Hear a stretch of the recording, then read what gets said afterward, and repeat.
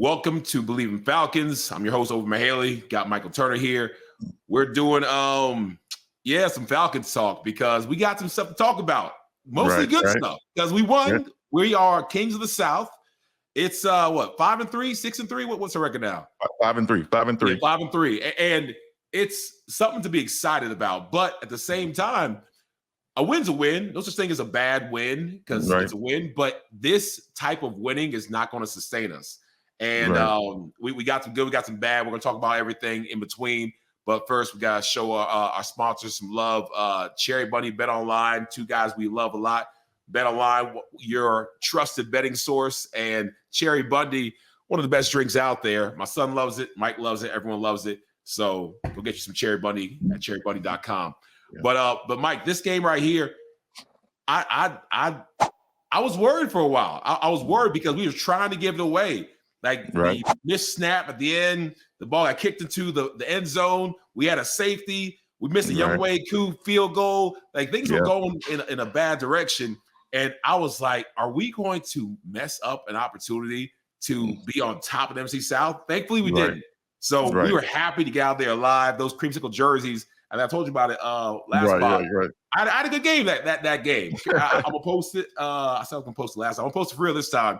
Me hurdling creamsicle Tampa Bay Buccaneer on my way to my touchdown. So I got good memories about Tampa Bay in those jerseys. But now the Falcons got some great memories about what they did this game with their opportunity, man. How you feel about the game? Man, I feel great about the game. You know, like you said, you almost squandered it at the end there.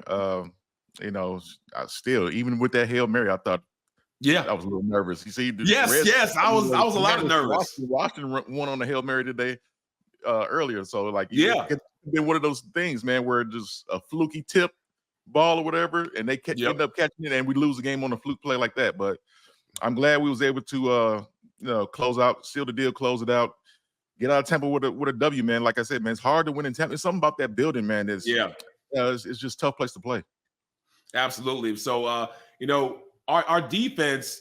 We bend it and we broke a little bit. And it was crazy that I get it's National Tight Ends Day, but their tight end, K. Dotton, was going off. He was going off. The first time in a while, they had 2 touchdowns for like their tight end. Our tight end got 2 touchdowns. So we couldn't stop K. Dotton, but they couldn't stop Kyle Pitts. Kyle Pitts is finally, he's joined the chat and he's here to stay.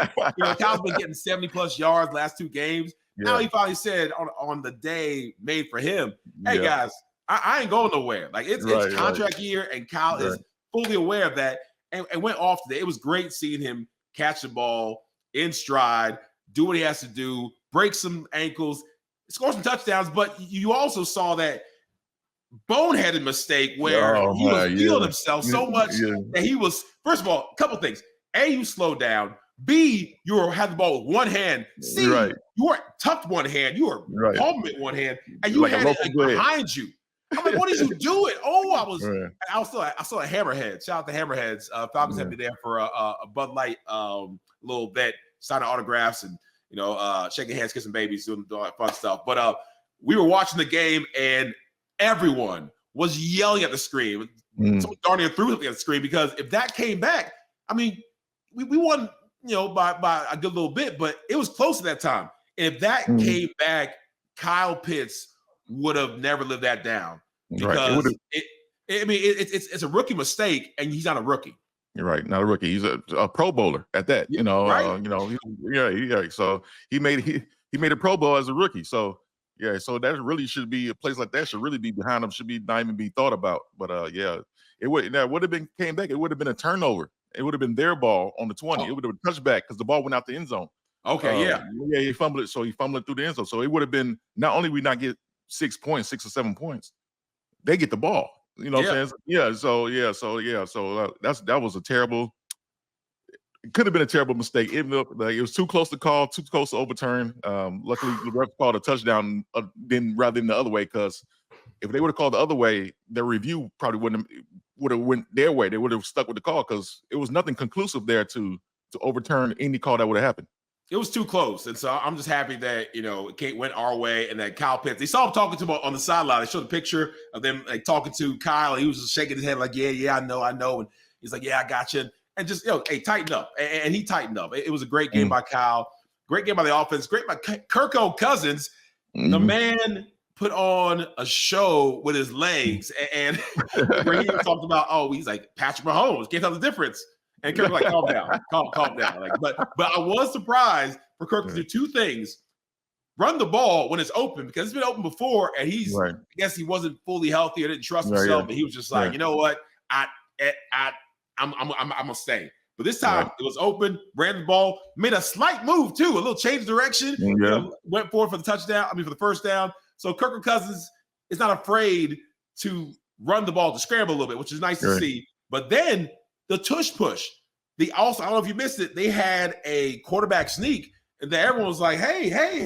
I thought we didn't do quarterback sneaks." Right. Was, talking, little reckless last time when the Chiefs were there and we forced the inches. We did the sneak. We're like, don't ask. Not interested. Next question. And I was wondering, like, let's put in a package for Penix to push him in, because no one in a Falcons fan, mindset was like, we should be running sideways on 4th and inches. We got Tyler Algier and that offensive line. So for Kirk to actually get under center, do a quarterback sneak, and to get it, that is confidence for the offensive line. It's confidence for Kirk, because 4th and inches. I wasn't giving the fullback, but again, we don't have that. But it's good that the quarterback and the team knows we can get those. Good. Like that Achilles must be feeling good, right? Yes. Yes. He's up there running, doing QB sneaks, you know what I'm saying? Because the pylon can get dangerous on the quarterback, and especially with some tender like Kurt ankle or Achilles or whatever. You don't want that to backfire. Maybe it was too early in the season to do a quarterback sneak with him. I don't know. Maybe they've been overprotective of him in the season, but now as we get into November, man, championship football now, man. So we gotta take these leads. Win this game, because this counts as 2. It's like a division games counts as 2, man. So this was a big win for us. Glad we got it done, man. And even though it got scary at the end, but I'm glad we got the job done. Yeah, absolutely, man. And speaking of getting the job done, the defense, they bent a little bit, they broke a little bit, but what they did this game that didn't happen in the Seahawks game, they got some turnovers, my brother. They got some turnovers. And of course, Wake Forest finest Jesse Bates came in through the clutch, as he always does. And he can't save us all the time, but he said, hey, what the heck? Let me go ahead, put on my cape, be Superman, be the hero, and get a great touchdown, because the defense, it was crazy them getting gashed up, because they were on point. It was a flea flicker, went back, they threw it up, and we were all over that. Like, Jesse went there, had a real acrobatic, agile catch where he got the ball wrestled out the dude's hands, and it was great. And then AJ Terrell came back, across the field. Great interception. These guys creating these turnovers is what we need to stay competitive, because we're still not getting the sacks. We're getting some pressures, and that's cute. That's fun, but getting the quarterback down is different than making him uncomfortable or making him move his spot, which is better than nothing. But we want sacks, and that just hasn't been happening. And then with our linebackers, that's obviously our weakest part of our defense. Oh man, we miss Troy Anderson. We definitely do. I wasn't a Troy fan. I'm a Troy fan now. And Troy, he's crushing it, man. Leading the team tackles when he's in, going sideline to sideline, getting interceptions, running them back. And Caden Ellis and Nate Landman, I don't know what one of them are injured, but they're just not moving the way that they need to move, and not being able to get guys down or get the tackles. And our soft, doughy middle is where these running backs are crushing us. We're not, where we need to be when it comes to run defense. We're not where we need to be when it comes to sacking the quarterback, and those are things we can improve on. But again, we're not going to talk too bad about our Falcons when we got to win. But we also know that playing this way against some of the NFC's best, because I'm already thinking about playoffs, because now that we kings of the South, the division's ours. But playing against other NFC teams, go ahead, crown us. Now let me stop, because when I was excited before 3-0, I talk mad shit.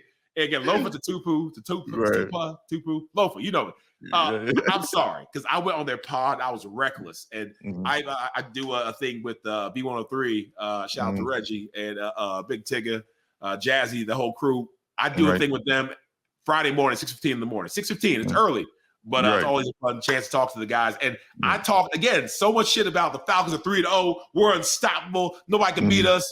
And we got beat. Right. Can't be overconfident, man. That was a little humble. You're right, because we are kings of the South.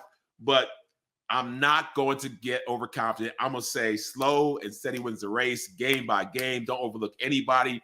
Let's just handle our business. If we can get better every single game, we're good. Stay healthy, get better. I'm loving what the offense is doing. Now, first couple games, defense is on fire. Like on fire. The offense had to get started. We're like, where's Bijan? And when's he going to get going? Where's Kyle Pitts? When he's going to get going? And now we're seeing all of our weapons starting to work together. And we're coming out like a really powerful offense.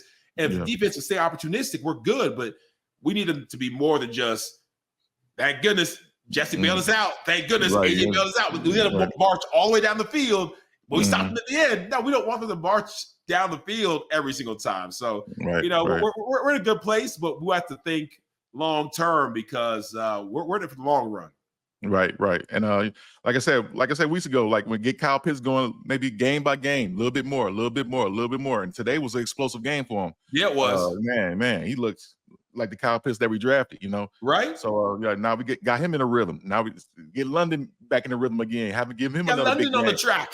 Yeah, get London on the track. Drake's killed it. Like Drake's a legit number one now. Like the great thing about Drake is that you don't have to wonder, is he going to show up? Is he going to be on his game? Is he going to run the right route? Like Drake is like, no, I'm day in, day out number one. Like I'm a wide receiver one that can use that strength, that size, and speed, and now great route running to get open. It's fun watching him mature because that's why we drafted him. And he's being the guy that we need to be. I said before, when we lost, our stars need to play like stars. You can't win games if Kirk's having a bad game and Drake's having a bad game and, Jesse and AJ having bad games. Okay, well, that means our team is having a bad game. Those guys represent our team. They're the face of our team, face of the franchise. These guys got to be consistently amazing. It's a lot, but again, you did it. I like to think I did it. We reason we got the Pro Bowls and All Pros is because every time we showed up, that's what you were getting. So now we're starting to see that with some of our Falcons players, and it's exciting. Yeah, they got the playmakers got to understand they got to make plays for us to win. So we can't be going out flat. That's why we had that fast start. Their first drive, they fumbled. Base recovered a fumble. That's a Kickstarter. Like that gets those juices going. So we was hot, man, hot starting the game. Tampa did bounce back. Took the lead 14-7, but after that, we pretty much controlled the game. The rest of the game to the very end, where we got a little scary there, a little nail biter there. But it did get scary. I'm so happy we beat this team because they didn't have their two biggest stars. We talked about this. How is that going to affect them? I did not see Cade Otton showing up. I don't know if they have a relationship and they go back, but I didn't see him having a game like that. I thought, no Mike Evans. No Chris Godwin. Now, I wanted to think this is going to be an easier game. It wasn't an easier game. It was just as hard fought as it was last time we played them. But we pulled it out. And the mark of a good team, I tweeted this out last time, is a team that doesn't lose back-to-back games. Mike Smith, Malarkey, they all would heart on that. And Matt Ryan took it to heart and would talk to us as a team like, all right, we lost. Cool. It's done. Learn from mistakes, make sure it don't happen again. Like the intensity and the attention to detail that we had after a loss, I think was second to none, which is why we didn't lose many back-to-back games. And at the end of the season, if we did lose, it wasn't like a 2-3. It wasn't like streaks of us losing when we were in our prime. And if this team could be in that same mode, we're like, okay, we're going to adjust. We lost. And we're going to focus on all the things that will make that, at least make us never lose in that way again. So I'm loving all the changes we made. I'm loving the fact that at the end of the day, we got a W out that. And I think really that we're still going in the right direction. Despite it not being the prettiest win, despite it being closer than it should have, despite us missing opportunities, Youngway missing some kicks, Kyle almost getting a touchdown call back, we still won. We're still ahead by a good little bit now. And now it's okay to talk about, playoffs with some confidence because we're leading the division in a way to where Look at the Saints. Saints ain't doing that great. I mean, look at the Panthers. The Panthers, they're trying to get Shador Sanders or something. It's embarrassing. But the Saints and the Panthers are almost out the picture now, and it's really the Bucs who are not playing anymore. So, yeah, not getting too cocky, but we're able to take a little breath and exhale a little bit and say, well done, Falcons. Let's keep pushing. Let's keep rising up, and let's make some good things happen. Yeah, it's up to us now. Do we fumble the bag or not? You know what I'm saying? What are we going to do from here on out to ride this thing on out? Are we going to fumble the bag or not? But I got a question for you, Ovie. Go ahead, man. We got this game. You see how we played today? I see. Victory Monday or no? Ooh. You know what? That's a great question. I used to always wonder that, man. When we won the game, but we ain't win it the way we're supposed to win. I was like, Coach, victory Monday? Because Coach always do that. Hey, all right, guys, I'll see you on Tuesday. We ain't got, because that Monday we got to come in. I get it. Get to sort us out, watch film. But, man, we ain't there yet, Mike. We ain't no victory Monday yet. Like, as much as I wish and they wish have a day off, it's not victory Monday time. We in the middle of this thing. Like we all trying to figure this thing out, and it's not a time. Ray Lewis used to always say, I was like, man, you do all this. He's like, man, I'll rest when I retire. I said, you rest. What's the offseason? I'll take a week off and I'm back at it. I was like, dang, you do this, you get here early. He's like, hey, I'm gonna rest when I retire. And they gotta have that mentality to where we're in, and you don't appreciate it. They don't appreciate it until they get old like us. Right. The moment in time that you get to play in the NFL, it is unlike anything else. Like at Hammerhead today, I was telling some old stories about my creamsicle jersey, Tampa Bay Buccaneer, touchdown romp, and blocking Hall of Famers, and like these times. It's work and it's blood, sweat, and tears and stuff, but it's amazing that you get to operate and you get to engage with, you get to play with some of the highest level athletes in the world. And some of your teammates, some of your opponents, you get to work with these coaches who are going to be Hall of Famers, best of the best. Like, this is a time to where they don't understand it, but they should appreciate every single second, leave it all out in the field, leave it in the weight room, leave it in the film room. Like, you should be putting your all, because the last thing you want is to be out the league like, dang, I wish I would have worked a little bit harder. Dang, I wish I would have done a little bit more. Dang, rather than just getting to the playoffs, I wish I could have won a playoff game or gone to the Super Bowl or gone to a Pro Bowl or gotten that, $100 million contract for my family. Like, you don't want those regrets. So I would love Victory Monday, but they need to get back in the lab. Yeah. I'll just ask that because I haven't seen Raheem's post game speech or anything like that. So I'm just wondering, and because our stars are so young, I don't know if they understand, what, like, just because you win, don't you won't automatically get a Victory Monday. So that's like the mix of this young team with the old veterans. Yeah, I think they would want to come in Monday. I think they would want to, and you know what I'm saying, like, get back at it, because we got the Cowboys next. Yeah, coming in. So that's not a team to sleep on, either. So I was just wondering that question. Like, do I give them a Victory Monday? We almost lost on the Hail Mary. No, absolutely not. We already talked about this. We old men out here, got gray in our beard and everything. These young whippersnappers don't understand like how this game's supposed to work. The game got a little soft and making it safer. I get it, but they got an easier game. They got a game where they ain't gotta play through concussions because you don't get called certain names if you don't do it. They got a game where you can't hit in certain ways. You can't use top of your helmet. You get ejected or suspended if you hit a guy.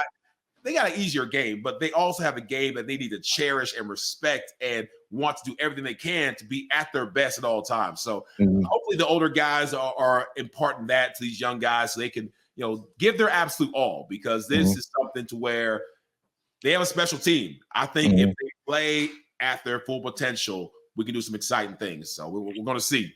We're going to see this week. And my warning to the Falcons Nation out there, we're gonna need y'all Sunday, because Cowboys coming and they fans travel well. So the people that's gonna be at the game gonna need that energy this week. We're gonna need big time energy this week. Don't be flat like Seattle. We're gonna need some noise, man, for real. Yes. Yeah, you'll be there, Mike. You go to the game, right? Yeah, I'm coming to the game. Mike's coming to the game. I'm coming to the game. You see us, I'm gonna need you before you say anything. Me and Mike, I'm gonna need you to show your phone and show that you're subscribed to Bleav in Falcons. That you've been watching us, supporting us. Come on, how do you not support the best Falcons tailback and fullback in franchise history? We got a podcast supposed to watch and follow and subscribe and like and do all them things because if you Bleav in the Falcons, you gotta Bleav in Falcons. So I think there's nothing else to say. So we appreciate y'all. Y'all showed us love and support. We'll see y'all at the Cowboys game. Actually, we got another episode we're gonna talk about preview the Cowboys game. But congrats to the Falcons, congrats to Raheem, congrats to Wake Forest Fine, Jesse Bates, and the whole squad. That win was nice. It wasn't pretty, but it was a nice win. Nice win. First place, baby. Crown us. Yep. King of the North, King of the South. Bleav in Falcons.